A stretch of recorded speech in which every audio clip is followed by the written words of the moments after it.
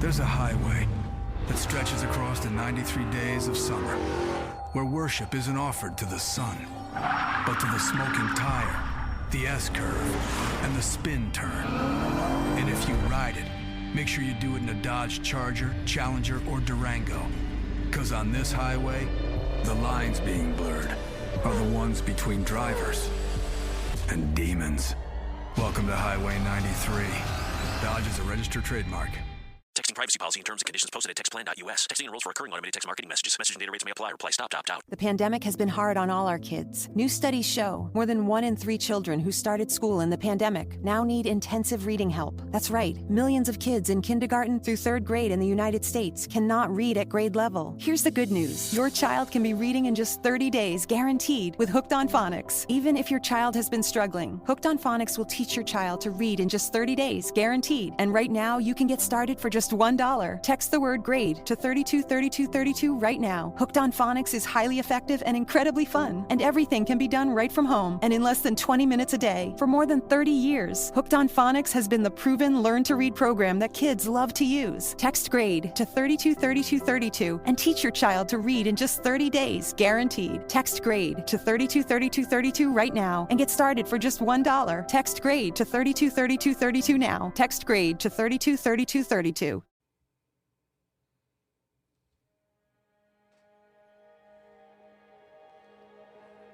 Welcome to the Unscripted Podcast. My name's Corby LaCroix, and the song you're hearing right now is called Great and Mighty One, available on Spotify, iTunes, or wherever you get your music. But for now, recording from the Unscripted studio at the Junction in Old Hilliard, here's your host and my friend, Aaron Conrad. Great Redeemer, God of grace.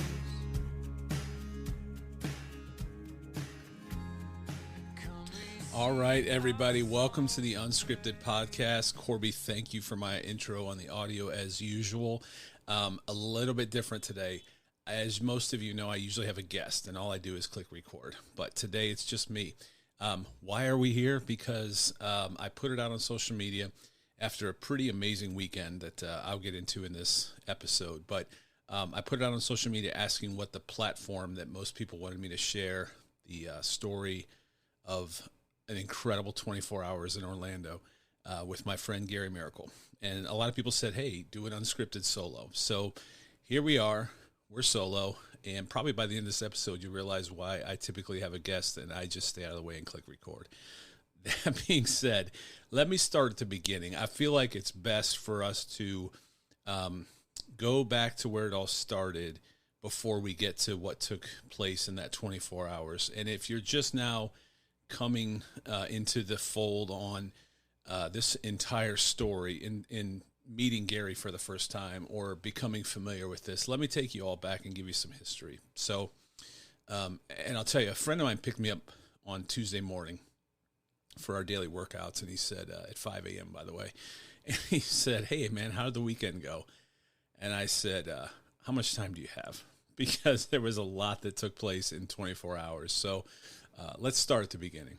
On Saturday, August the 14th, I boarded a flight to Orlando, Florida. And my reason for flying was to join my friend, Gary Miracle, for a 2-mile race. And we had made commitments a few months earlier. And if you're new to the blog or Unscripted Podcast, I'll give you all the details here. So let's go back to where it all started. It all started on March 1st, 2021. I was driving to my first day at a new job. I had just resigned from a position with a company that I'd been with for like 5 years, and honestly just gave my heart and soul to. And starting a new position is always scary. Leaving a position that you're very familiar and comfortable with is always hard. And I can tell you right where I was when this happened. But my musical tastes, as most of you all know, are all over the place. And this day, I happened to be listening to some praise and worship music, and I was going through a roundabout in Dublin. There was a Steak and Shake to my left and an office building to my right. I could paint you the picture and I'm not a painter, but I heard the words, "Today it all begins," and I immediately looked over at my phone to see what is the song that's on, and I was very interested to hear the rest of this song. And the song was a song by the band Mercy Me called "Say I Won't." By the time the song was over, I was literally pounding on the steering wheel almost as an anthem and singing it out loud, the words "Say I Won't." I will tell you all, let me pause really quick. There is a accompanying blog post to this that I'll have the links for that will have all the media that's associated with these things. So if you've never heard the song "Say I Won't," you need to go hear it, one. Two, you need to go watch their video, because that's where I became familiar with the man, Gary Miracle. I arrived home that evening. I looked up the video, and I sat there with tears in my eyes as I watched this story about a man I'd never met before, but the one featured in the video. And thanks to the internet, I just started to do my research. Who is this guy? What happened to him? How does he know Mercy Me? Why do they have him in his video? On May 8th, so March 1st is when I first heard this song. May 8th is when I did some research and found an email address for Gary. He's the man featured in the video, and as usual, my procedure for finding guests for this podcast, I just simply made an ask. I sent Gary an email and explained what the podcast was, and on May 9th, I received his reply. His reply said, "Thank you so much for thinking of me for this opportunity and for reaching out. I would be honored to be a part of this. You let me know when and where, and I'll log into Zoom and we can make this happen. I'm willing to walk through whatever door God opens for me." So, fast forward now. A couple emails back and forth between Gary and I. We set up the interview for May the 13th, and on May the 13th, we recorded episode 88 of this very podcast. It was the most emotional, moving, inspirational, and powerful episode that I've ever recorded. And make no mistake, it had nothing to do with me. It had everything to do with Gary. He joined me for over an hour. We just kind of let it roll. We laughed, we cried, and the interesting thing is we made a few commitments to one another. And again, these media are all in the blog post, which will be in the link below. But in that video, we made a few commitments to each other, and I'll cover those a little bit later.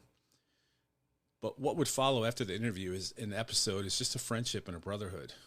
We talk multiple times a day via text. And I heard multiple times over the weekend from people that I'd never met before that something just clicked in that interview. There was no exaggeration to say that we connected. And the friendship that has grown out of that interview was pretty amazing. Sometimes it's just gifts or jokes, and a lot of times it's us making fun of one another or him making fun of me for something stupid I did again. But it's a safe place for us to share our struggles. We share prayer requests, we share our battles, and honestly, we lay down our swords and our shields for just a little bit, and we just text each other's burdens, and we carry them for each other as much as we can. And it's all because he replied to my email. So let's talk about those commitments for a minute. In the interview, I committed to Gary that if he would get me a screenshot with his prosthetics of the words "Say I Won't," that I would get that tattoo somewhere on my person. And I did. I actually went. Gary was kind enough to get that to me, and I got that tattoo a few months ago. Gary, he did me one better, though, and he said he committed the following. He said, "I'm going to be running with my kids in August." Now, at the time of that recording, Gary was still in a wheelchair. He had no blades, and to my knowledge, I don't believe he even had the legs yet for him to even begin walking. And he made that commitment that he's going to be running with his kids in August. All I had to do was sit down in a chair and get a tattoo. And if you guys knew what Gary had to go through, it was a much larger task. It would require daily visits to a facility that would help him begin getting back to running and walking. And it's going to be important here in a few paragraphs as to what Gary had to go through to get there. In one of our many text conversations, I had been sharing my struggle to get back into some kind of shape. I had let myself go. As Kenny Chesney says, the body's a temple, that's what we're told, and I've treated this one like a honky-tonk. And just the storms of stress in life, I've treated my temple, as they say, quote-unquote, as a honky-tonk, and I knew I had to get myself back into some kind of shape. I was admitting to him, as we're very real on our text strings, that it's a journey I wasn't looking forward to, but I needed to get back in shape, and I knew it because I got people counting on me. A few days later, Gary sent me a text for a link for a race on August the 2nd in Florida. And the words were simple: put your money where your mouth is. And so we both did. Purchased tickets, and there's going to be a lot of thank yous at the end of this podcast. But I purchased tickets, made plans, and made my journey toward August 14th and 15th. I have a lot of really good people that have stepped up and helped me on my physical journey to get back to where I need to be. And trust me, I am not even close to being where I need to be. But there's a lot of people that care about me that got me involved in some groups. As I said, 5 a.m. workouts with two brothers especially that have just helped me start to begin my process back. But again, not even remotely close to what Gary has had to do. So let's fast forward 24 hours in Florida. On Wednesday, August the 11th, Gary and I recorded a follow-up episode to our first Unscripted podcast. It was just a quick update. It was 7 minutes. And really what I wanted Gary to do was share where he was, what had happened, how far he'd come in his journey, and prepare everyone for the weekend that we knew was ahead. If you saw the video or if you haven't seen the video, I may have jinxed myself a bit because I made some jokes about Spirit Airlines, which I had purchased tickets for. I'm not sure if you're familiar with Spirit Airlines, but they've been canceling flights left and right. And sure enough, Saturday morning, I woke up to a canceled flight. And so I did what most of us would do and took out my anger on Facebook with 3 simple words: Spirit Airlines sucks. Now, not only did I do that, but I also started to work on Plan B. I started to look into all kinds of options, and some of them, which quite frankly were silly. But I don't know if you all know this, but you can actually take a bus from Orlando to Florida. Costs roughly about the same as a flight, and it takes several days. So that wasn't an option. I had to get there. I could drive my car, but that would have taken about 6 hours. And luckily, I found a flight on Southwest Airlines. Many in my village were reaching out, seeing how they could help, offering to pay. Just crazy what has been happening between my village and Gary's to get me there. But we were back in business, thank you to Southwest Airlines, and I was at the airport by 2, and I was wheels down in Orlando by 5 p.m. When I arrived at the airport, I was greeted by 2 Gary Miracles, father and son. It turns out that Gary Miracle is junior, and there is a wonderful man who is his father, Gary Miracle Sr. There was a lot of hugs and smiles, sighs of relief that it had finally all come together, and we left the airport and made our way to dinner. We walked in the restaurant, and it was very clear to me that Gary is a local hero and legend in that town. The family all lives very close together in Florida, and Gary, it turns out I would find out, was a 2-time track and field state in Florida champion in track and field. He is a legend in that town, and many, as we walked in, greeted Gary, said hello, told him they were praying for him. Some said they'd be there in the morning, and some said they were praying for him in the morning. Everyone knows Gary, and everyone knows his story. It was awesome just to be there for it. We greeted each other, greeted multiple people, and then we found our table, and we sat down. And the next several hours, it was just getting to know each other. We turned our text conversations into real-life conversations. We picked up right where we had left off, and I was a welcome member of their family, and it meant so much to me. I was also immersed into Gary's world for a little bit and the challenges that he not only faces, but overcomes every day, even in a restaurant. For example, something as simple as cutting a steak. But there were no complaints. There were no moments of frustration. Gary just has a say-I-won't attitude. And we went on with dinner, just regular guys having dinner together. After dinner, we went back to his house. And once we arrived at the house, I had a chance to meet his 3 sons and his beautiful daughter and his amazing mom. I say that because I was so busy meeting the kids that I completely missed his mom standing right in the middle of the room. And I'm sorry, Mrs. Miracle, if you're listening. I felt terrible, but it was just such an exciting moment to meet his family. I was amazed how everyone knew their role. The laundry was done, beds were made, and Gary led his family.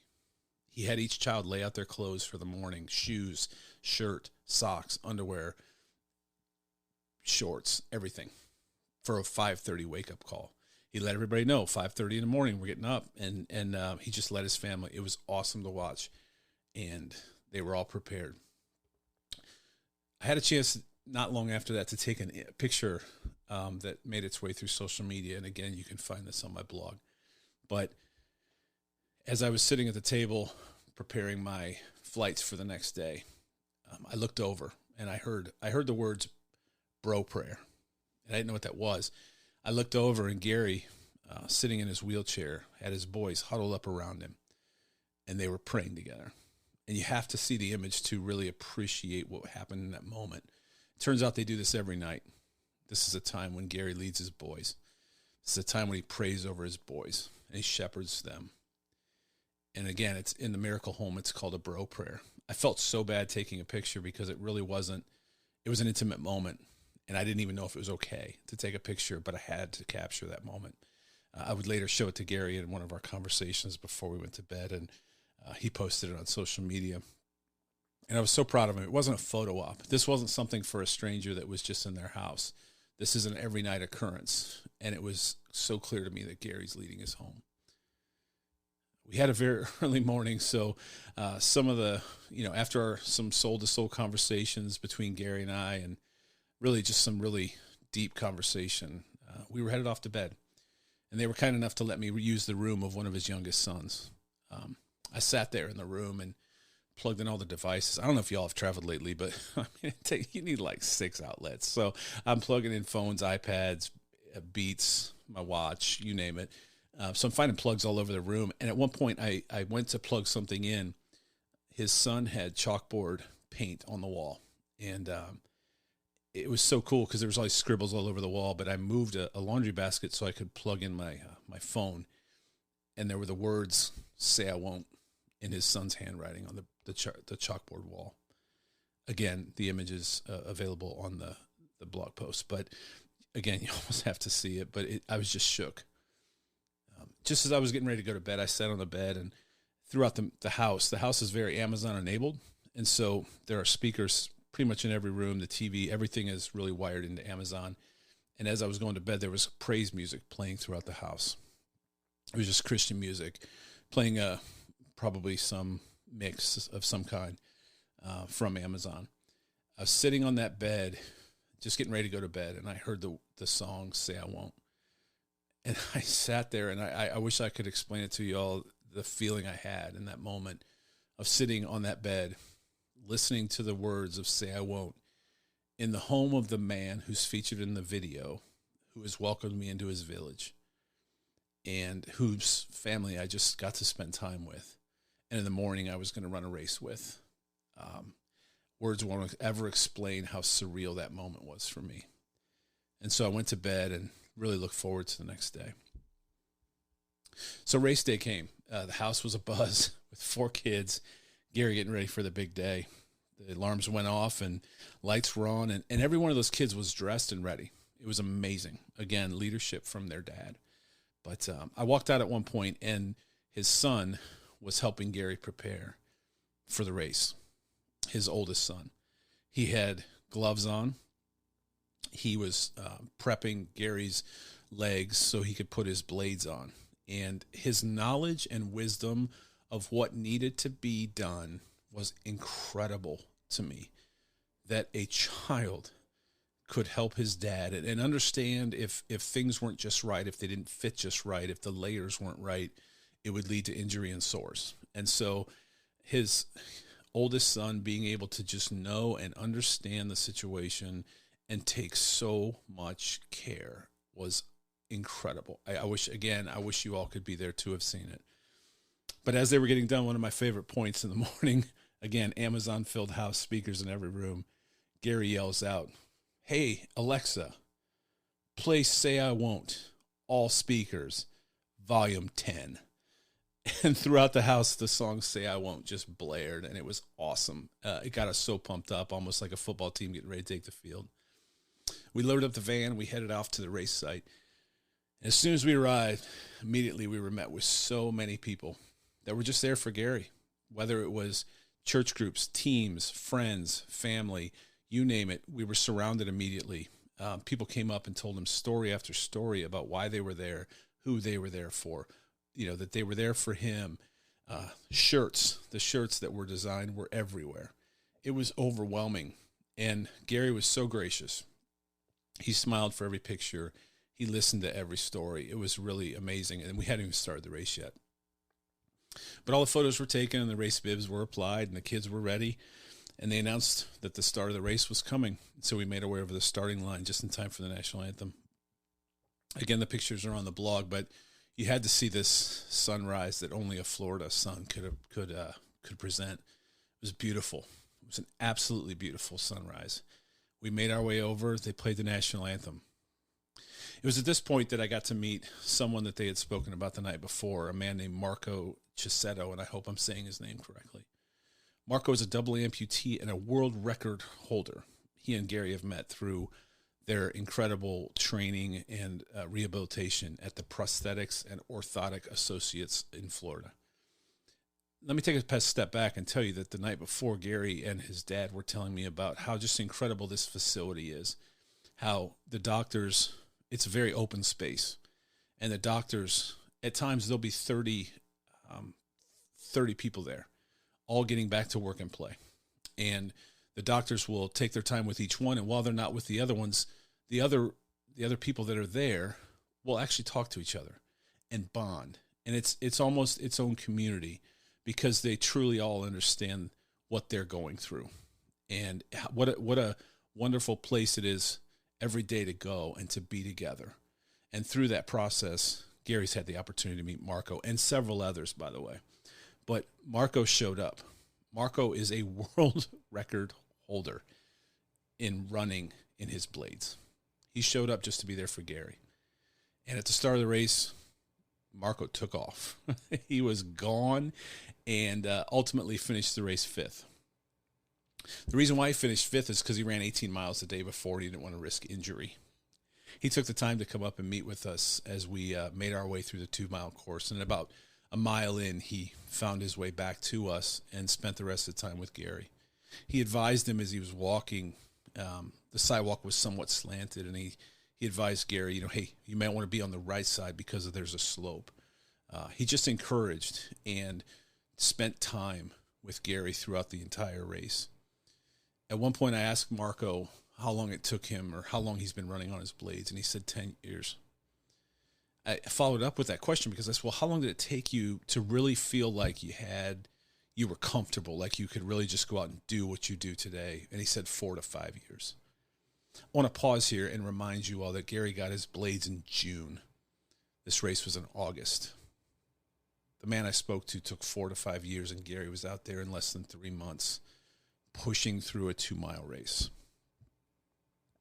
The race went along, and honestly, Gary fought and battled and even sacrificed for 2 miles. Having done several half marathons and a full marathon myself, I would say that in my mind, what Gary was going through was an Ironman marathon. It's the equivalent of, because of the newness of his situation and really, honestly, just still learning to run and walk with the blades. I can't stress enough how hard those 2 miles were.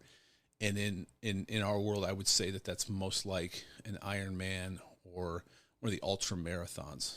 Incredible what that was for him, and it just shows his will and his fight.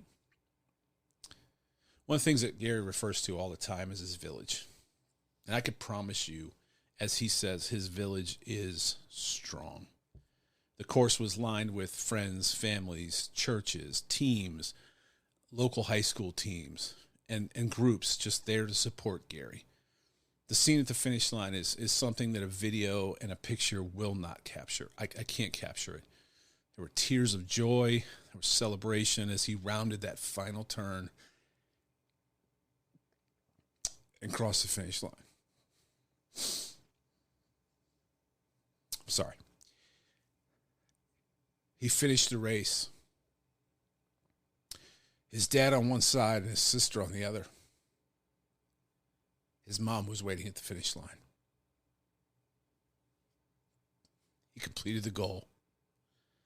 And the embrace of a family at the end was worth more than any photo can capture. I was so honored to be there. I apologize. I didn't realize that was going to happen, but you had to be there to see a family in a village literally finish the race before him. Afterwards, we went to a celebration. They honored Gary with awards, and the crowd once again gave him the applause that he was so due. It was amazing. And just before we were getting ready to leave, I looked over, and I caught another picture with my camera. It was Gary hugging, just like the night before, huddling with his children, all four this time. And I had a chance to take a picture of it as he huddled and spoke and prayed with his kids, tears in his eyes. That was the celebration, and that was the moment.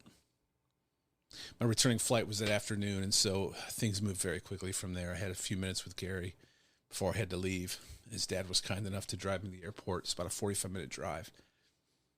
We had a chance to talk, just me and Gary's dad, or Gary's dad and I guess I should say. 13 in my ACT.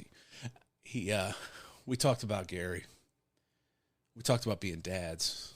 We talked about just an incredible 24 hours. When I arrived at the airport, I hugged Gary's dad, and I thanked him for allowing me to be a part of their family. And once I was through the TSA, and I sat at my gate, and I reflected on just how blessed I am. I have so many people to thank. I'm blessed that Gary responded to my email. I'm blessed that I got to be a part of this journey for 24 hours. And I'm blessed to call him my friend. A couple of quick thank yous as I close. Thank you to my title sponsor for the Unscripted Podcast. They purchased my ticket to Orlando. After the fact, he sent me a text. How much was your ticket? I'll Venmo you the money. Venmo you the money. Thank you to my family for allowing me the time to be there, support this dream, and everything that I chase.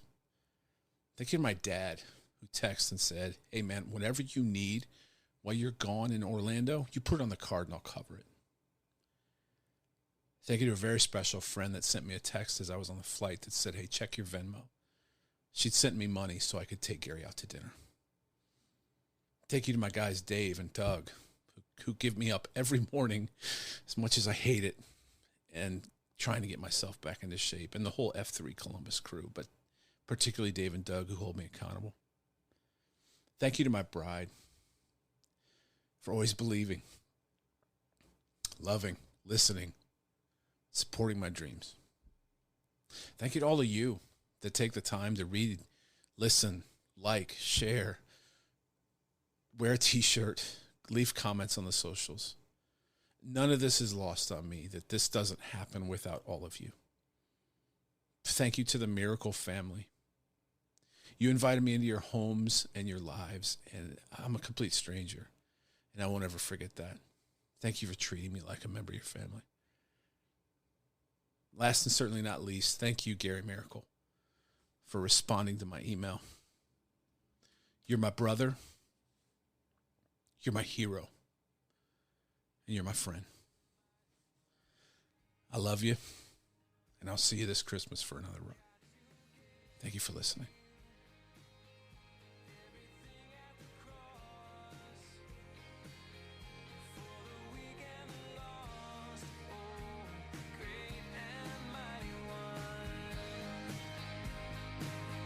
Thanks for joining us for another episode of the Unscripted Podcast with your host, Aaron Conrad, from his studio at the Junction in Old Hilliard. Make sure to like, share, follow, and review on your favorite podcast platforms. Also, make sure to check out my song Great and Mighty One on Spotify, iTunes, or wherever you find your music. We'll see you next time on Unscripted with Aaron Conrad.